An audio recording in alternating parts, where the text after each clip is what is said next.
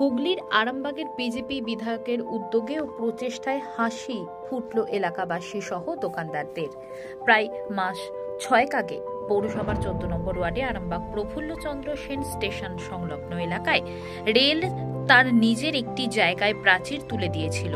সেই প্রাচীরের উপরে রয়েছে বেশ কিছু দোকানদানি, পাশাপাশি এলাকাবাসী সহ নিত্য রেল যাত্রীরা যাতায়াত করত। সেই জায়গায় রেল প্রাচীর তুলে দেওয়ার কারণে দোকানদাররা ক্ষতির মুখে পড়ে, পাশাপাশি যাতায়াতের অসুবিধা হচ্ছিল, বিক্রি বাটা হচ্ছিল না।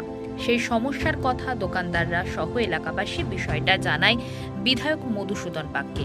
এরপর বিধায়ক রেল দপ্তরে চিঠি লেখা থেকে শুরু করে বিভিন্ন দপ্তরে বিষয়টি জানায় যে রেলের যেখানে প্রাচীর দেওয়া হয়েছে সেই প্রাচীর দেওয়ার জন্য সমস্যায় পড়েছে দোকানদার সহ এলাকাবাসী। এরপর রেল দপ্তর সেই প্রাচীরের একটু অংশ যাতায়াতের জন্য খুলে দিল। সেই খুশিতেই ভারতীয় রেল সহ বিজেপি বিধায়ককে ধন্যবাদ জানিয়েছেন এলাকার দোকানদারেরা। দেখুন বিস্তারিত। 25শে ডিসেম্বর 2024 রেলের পক্ষ থেকে এখানে প্রাচীর দিয়ে দেওয়া হয়। এখানে 14 নম্বর ওয়ার্ডের যে 25-30টি বাড়ি রয়েছে তাদের এবং এখানকার যারা স্থানীয় ব্যবসাদার তাদের প্রচণ্ড অসুবিধা হচ্ছিল। আমি তখনই ওদের বলেছিলাম যে যেহেতু প্রাচীরটা হয়ে গেছে একটু আমাকে সময় দিন, আমি প্রাচীরটা খুলিয়ে দেব, এইটুকু অন্তত আমার উপর বিশ্বাসটা রাখুন। এবং যে দেরিটা হলো সেটা সম্পূর্ণভাবে এই পদ্ধতিটাকে মেনটেনেন্স করবার জন্য এদের কিছুটা গাফিলতির জন্য এতটা দেরি হলো। ওরা আমার কাছে যখনই গেছেন আমি চিঠি লিখে দিয়েছি। আমার এক বন্ধু আছেন, ভাই আছেন, তিনি আমাকে বারে বারে বলেছেন যে এইটা আপনাকে করে দিতে হবে, দেখতে হবে, আপনি ফোন করুন, আপনি যোগাযোগ করুন, আপনি চিঠি লিখুন। এই চিঠিটা লিখেছিলাম সেই দিনে 25 তারিখের পর 26 তারিখে চিঠিটা লিখেছিলাম। তারপর থেকে আস্তে আস্তে যোগাযোগ করে একটা টেকনিক্যাল দিক ছিল, সেই টেকনিক্যাল দিক থেকে ওভারকাম করতে গিয়েও ওদের অনেক দিন দেরি হয়েছে।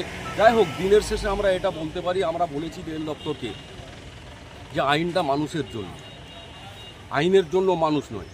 এখানে আমার 30টা বাড়ি প্রতিবেশী, তারা যেতে পারবে না, যাতায়াত করতে পারবে না। আপনার ওখানে প্রাচীর থাকবে, প্রাচীরটা খুলে দিতে হবে, মানুষের জন্য এটা করতে হবে। বললেন একটু সময় লাগবে, করে দেব। সময় লেগেছে, নিশ্চিতভাবেই সময় লেগেছে, কিন্তু আমি ওদের দৃঢ়তার সঙ্গে বলেছিলাম যে আমি এটা করে দেবো, এবং ওনারা সেটাই বলছেন যে আমি বলেছিলাম যে করে দেবো, এটা আমি খুলিয়ে দেব। গ্রামবাসীদের উপকার, আপনাদের উপকার, সবার উপকার হবে।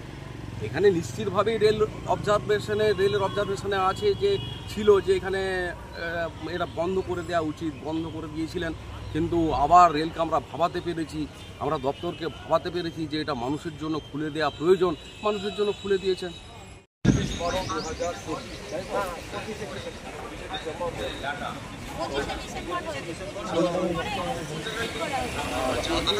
আমার যে বন্ধু আছে, আমার যে ভাই আছে, তারা আমি নাম নিচ্ছি, সবারই তো নাম নেওয়া যাবে না, কারো ব্যক্তিগত জীবন রয়েছে।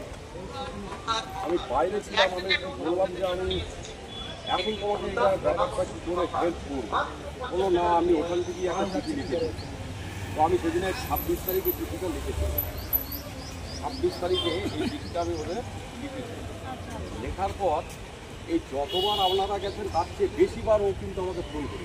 সমস্যা বলতে আমরা ঠিক জানি না সমস্যাটা কি জানি না, কিন্তু সমাধানটা হয়েছে এটুকুই বলতে পারি। সমাধানটা এই যে আমাদের স্যার এটা আমাদের পাশে থেকে গেটটা খুলে দেওয়ার ব্যবস্থা করেছেন, এটাই সমাধান, আর এতেই আমরা খুশি। কি হয়েছিল একটু বলবেন বিষয়টা?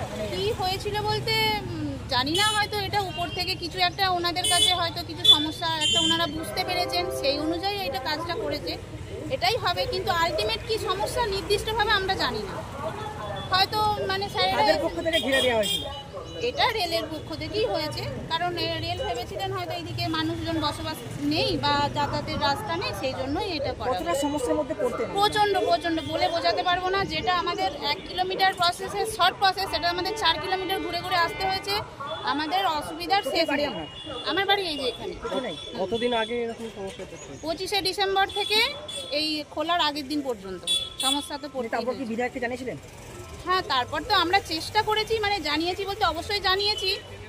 তো যে যখন থেকে স্যারকে জানিয়েছেন তখন থেকেই স্যার স্টেপ নিয়েছেন। তবে স্যার আমাদেরকে সবসময় বলেছিলেন যে একটু প্রসেসিং যেহেতু হয়ে গেছে আমি কনফার্ম করে দেব, চেষ্টা করব, একটু দেরি হবে, তো করে দিয়েছেন। তো একদম পারফেক্ট। কি জানাবেন বিধায়ক, কি জানাবেন? হ্যাঁ, আমাদের ধন্যবাদ জানানো ছাড়া আমাদের মানে আর কিছু নেই, মানে একদম আন্তরিকভাবেই আমাদের ধন্যবাদ জানানো ছাড়া আর কিছু নেই। হ্যাঁ, আমরা খুব এতে খুশি। আপনার নাম দিদি? আমার নাম কেয়া রায়।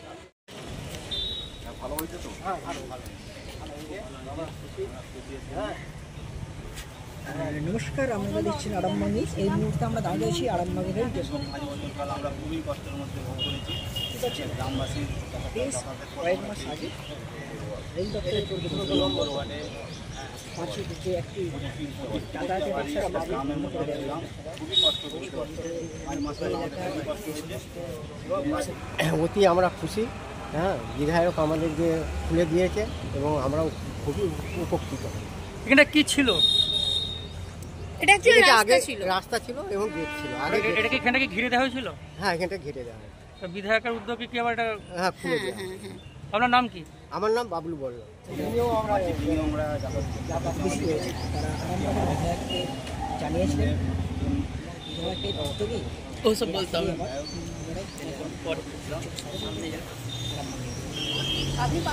একবারে বলাই যেতে পারে আমরা খুব মানে খুবই কৃতজ্ঞ যে আপনি পাশে থেকে আমাদের এই একটা আমরা এই এরকম একটা পরিস্থিতিতে আপনি আমাদের সহযোগিতা করে আমাদের পাশে থেকে আপনি এই ব্যবস্থা করে দিয়েছেন। আমরা সত্যি খুবই কৃতজ্ঞ আপনার।